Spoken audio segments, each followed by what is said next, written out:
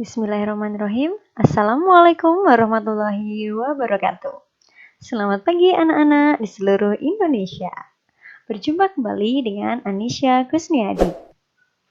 Pada pembelajaran kita hari ini yaitu tema 6, panas dan perpindahannya. Pada subtema 1, suhu dan kalor, pembelajaran ketiga.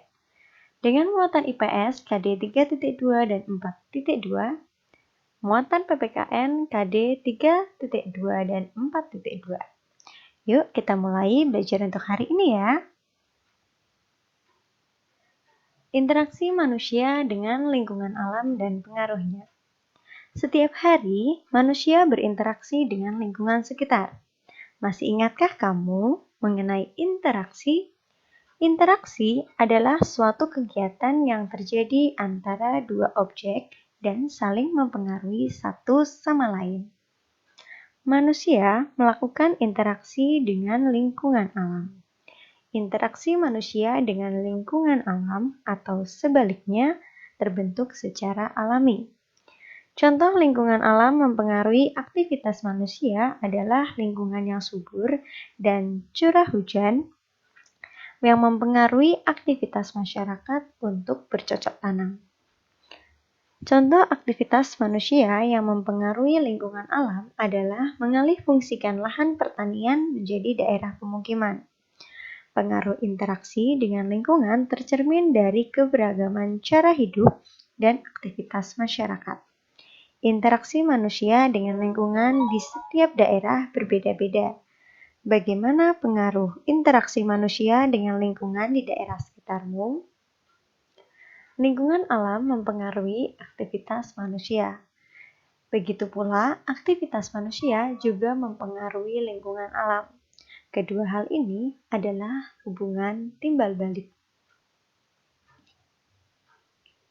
Interaksi manusia dengan lingkungan alam tentu membawa dampak positif dan juga dampak negatif dalam kehidupan manusia sehari-hari.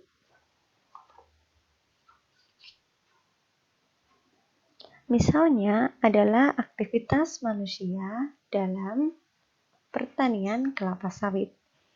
Interaksi petani dengan kelapa sawit. Buah kelapa sawit yang dipanen kemudian dikirim ke perusahaan minyak goreng.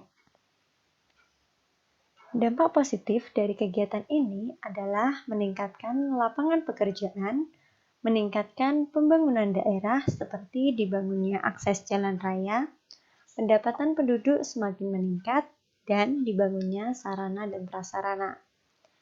Dampak negatif dari kegiatan tersebut antara lain berkurangnya keanekaragaman hayati karena hanya dibudidayakan tanaman kelapa sawit saja. Berkurangnya habitat dan hewan asli penghuni hutan yang dibuka untuk perkebunan, serta berkurangnya sumber daya air. Dari segala interaksi manusia dengan lingkungan alam, tentu kita juga memiliki hak di dalamnya. Perserikatan Bangsa-Bangsa atau PBB mengesahkan Konvensi Hak-Hak Anak pada tanggal 20 November 1989 untuk memberi perlindungan terhadap anak dan menegakkan hak anak di seluruh dunia. Hak anak menurut Konvensi Hak-Hak Anak terdapat 3 hak, yaitu yang pertama adalah hak kelangsungan hidup. Hak kelangsungan hidup adalah hak untuk melestarikan dan mempertahankan hidup dan memperoleh standar kesehatan tertinggi dan perawatan yang sebaik-baiknya. Hak tumbuh kembang.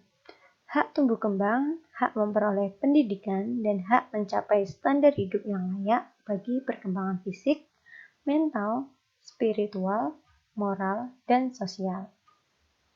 Hak berpartisipasi adalah hak untuk menyatakan pendapat dalam segala hal yang mempengaruhi anak.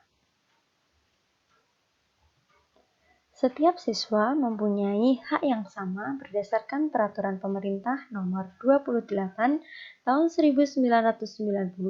Yang dimaksud hak siswa adalah hak untuk mendapat perlakuan sesuai dengan bakat, minat, dan kemampuan, memperoleh pendidikan agama sesuai dengan agama yang dianutnya, mengikuti program pendidikan yang bersangkutan atas dasar pendidikan berkelanjutan, mendapat bantuan fasilitas belajar, beasiswa, atau bantuan lain sesuai dengan persyaratan yang berlaku.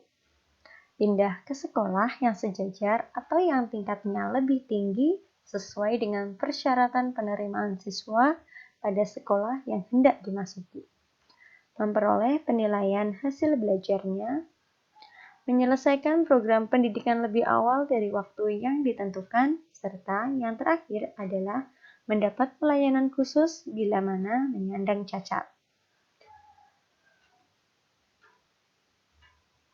Kewajiban dan hak selalu berdampingan, artinya hak akan kita dapatkan setelah kewajiban selesai dilakukan.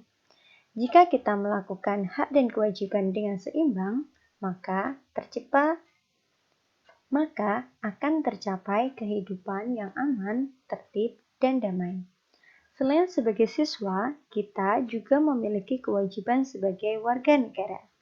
Kewajiban sebagai warga negara antara lain, menaati peraturan lalu lintas, menjaga kebersihan fasilitas umum, mendengar pendapat orang lain saat bermusyawarah, membayar pajak tepat waktu, serta menghormati pemeluk agama lain yang sedang beribadah. Baiklah anak-anak, itulah materi pembelajaran kita pada hari ini. Jangan lupa kerjakan tugas kalian ya. Selamat mengerjakan. Demi menjaga kesehatan selama masa belajar di rumah aja, jangan lupa lakukan protokol kesehatan ya. Pastikan selalu mencuci tangan, memakai masker, dan menjaga jarak. Semoga kita senantiasa diberi kesehatan ya. Sampai berjumpa pada pembelajaran kita esok hari. Wassalamualaikum warahmatullahi wabarakatuh.